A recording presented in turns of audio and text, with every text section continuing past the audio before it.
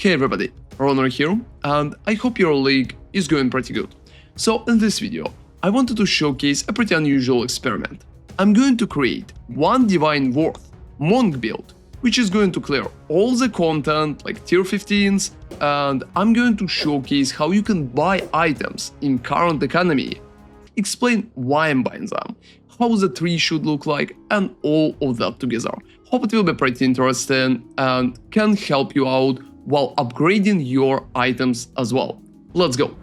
During this experiment, I'm going to use Spirit Stacking Monk together with Lightning Spear and Stormlance to make sure that the build can clear all the content without a lot of issues. So right now we are buying the items. I'm going to showcase every item that I bought, and you will be able to stop the video and check out how it's currently looking. Most of the time I've been just aiming for cheap options and try to get as cheap items as possible to just make the build work. Now let's talk about the items that I got. First off is the weapon. I think on a budget, Tangle Tongue is probably the best weapon available for critical hit chance and higher damage. I think it provides a very cool set of bonuses, and you can get Corrupted one for pretty cheap. On top of it, we're also buying Crown of Ice together with Threaded Light. It's going to boost our damage significantly, and I think it's one of the most important parts for tier 4 Pinnacles, because without it our damage just will be not enough. And since we are playing Monk, we can utilize increased spell damage per spirit because we have a pretty good spirit. I think body armor is playing pretty big role too. I decided to just get body armor with evasion and energy shield as high as possible, and as you've seen, I bought one without sockets right here and just added 2 iron runes. Pretty often it could be a very good idea because that way you can get a pretty cheap deal for body armor. For the gloves, I'm just focusing on attack speed, dexterity and cold resistance. Those are pretty cheap. If you can get like lightning damage to attacks on top of it, it's going to help a lot. I think gloves right now is pretty important because lightning damage to attacks is going to boost our damage significantly. So in my set I'm just using lightning spear right here, and such gloves together with 2 rings with lightning damage to attacks can boost our damage significantly because we don't have a lot of DPS on Tangle Tongue itself. So make sure that all your items such as rings and gloves has lightning damage to attacks. For the boots I'm just focusing on movement speed, some life and resistances. If you can get more energy shot on top, it's probably going to feel better, but it's not too important. For the belt, I'm practically just running all resistances and a little life. Nothing else matters, and I just bought that one pretty cheap. So for the amulet I got rarity, critical damage bonus, a little more resistances and increased spell damage. Since we are going to use Crown of Ice, spell damage is going to apply to attacks, and it's working pretty good, so why not to boost our damage even further. And for the rings, I think rings is one of the most expensive parts of the build. Generally here you just need a lot of lightning damage to attacks, and the rest is just some resistances, maybe a little mana or lightning damage by itself. So here for example I got a few percent. Currently the build stands around 70% evasion, 2000.5 energy shield and 1000.5 life. The spirit is 193, it could be better if I would cherry pick the body armor a little better, but I decided to just go with the one that I got. And most of the items are pretty nice, but still pretty basic. Flasks are basic as well, there's nothing to use, especially for it. And as the charm, we can run your speed is unaffected by slow or protection against freeze. We have capped resistances, we have a pretty decent evasion, which is like 70%, and the damage itself is pretty good. I have around 60k lightning spear tooltip DPS and 93% effective critical hit chance with Tangle Tongue. I think it's very good, and I'm not using the last slot for gem, so I'm just running Vault, Deliberation, Lightning Infusion and Primal Armament or Lightning Spear. As the last gem, probably running Perpetual Charge would be nice. And let's talk about the bossing setup right now too. I'm going to use a little different setup, so I'm going to use Stormlance without Scatter Shot, and I'm going to move Light Infusion here and Primal Armament here. And the last part is Martial Tempo, you can add it instead of Execute. Or if you have all slots, which is honestly expected for tier 4 Pinnacle, I recommend to just use martial tempo. That way it will be lightning infusion, overextend, primal armament, execute and martial tempo. In that way we'll be able to just throw our spears pretty fast, and it's going to constantly help with generating charges. Herald of Thunder is pretty much the same, we're using it to generate charges, so innervate, long shot, electrocute and Euro overload. Most of the time, Herald of Thunder is going to electrocute enemies for us during the maps. Barrage is also playing a huge role for bosses, so I'm using just Inhibitor and Premeditation here. Click it all the time when you're fighting single target. Combat Frenzy is absolutely necessary while mapping, and I recommend to move Profusion to Combat Frenzy when you're mapping, but when you're bossing, you can move Profusion to Custom Critical, you can off your Combat Frenzy, and off Wind Dancer, maybe even drop in Clarity and Precision, and then just activate Custom Critical. If you feel comfortable, you can also just drop Blink instead and keep Wind Dancer with Custom Critical again. Custom Critical is absolutely mandatory for bosses right now, and it should have Sniper Mark, Impetus, Ingenuity and Profusion. That way you're going to generate much more charges, and you will be able to constantly renew the mark, and your Storm Lancers are going to detonate without a lot of issues, so don't miss that interaction.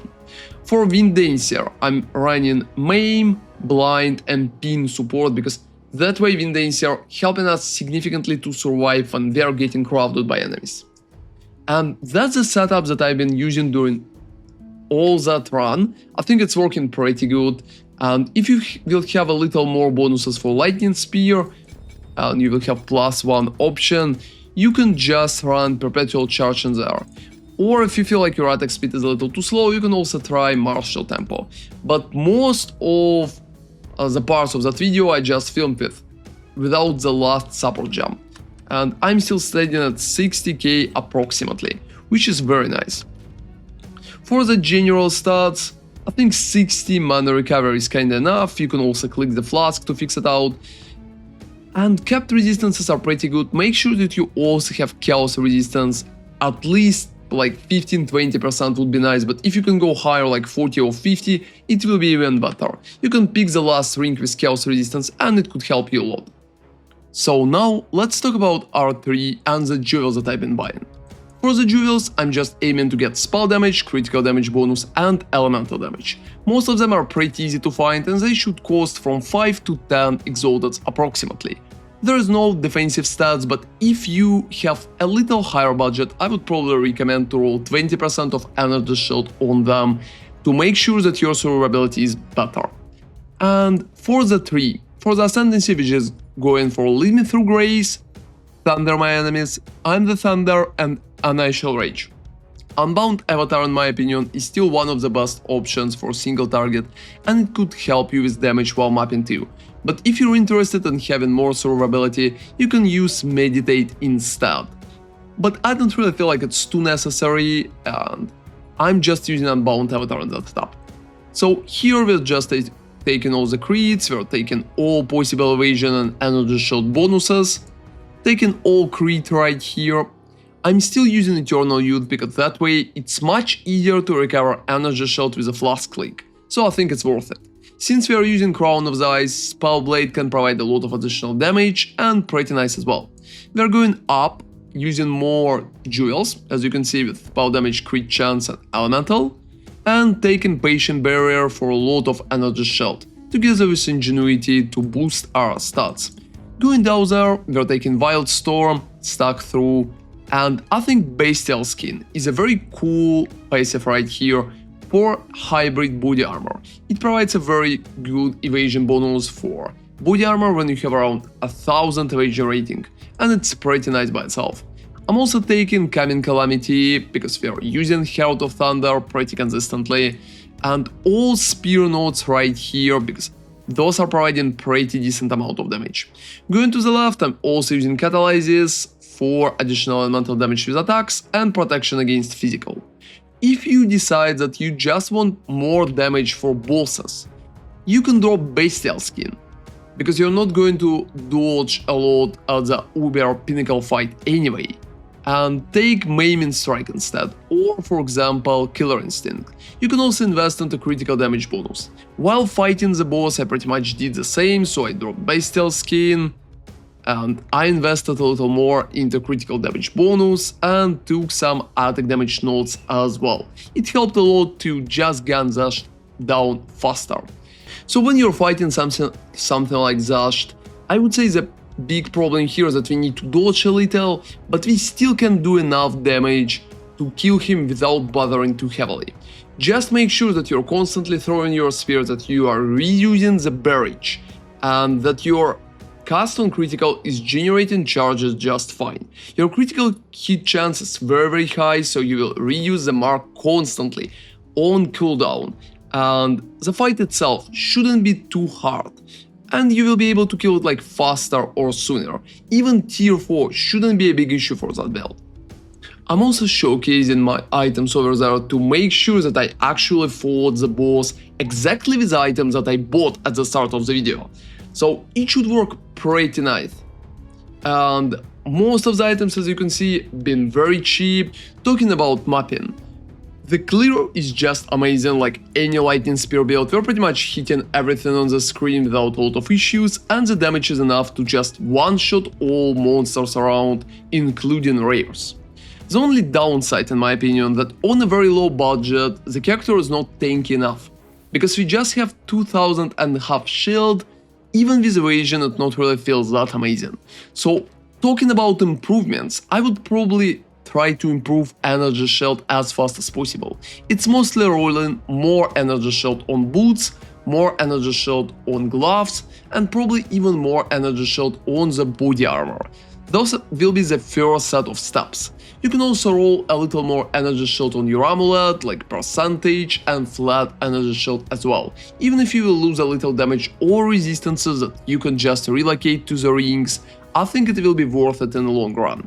That way you can boost your energy shield up to like 5k or at least 4k, and it will feel much comfortable while mapping.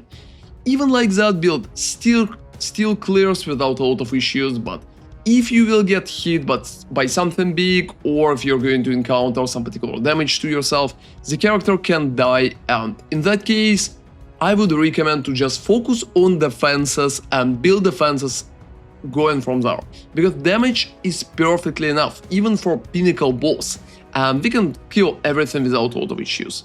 But adding defenses is probably one of the biggest step forwards right here, and if you decide to play that build or develop it further, I think focusing on defenses is probably the best idea. You can also check my full CI version right now, which had a lot of potential before and which feels tankier even with less evasion.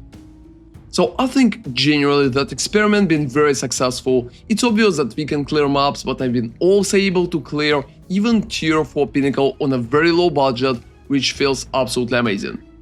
Thank you very much for watching, and I hope that video been helpful for you in any case. See you next time, and ronarray out.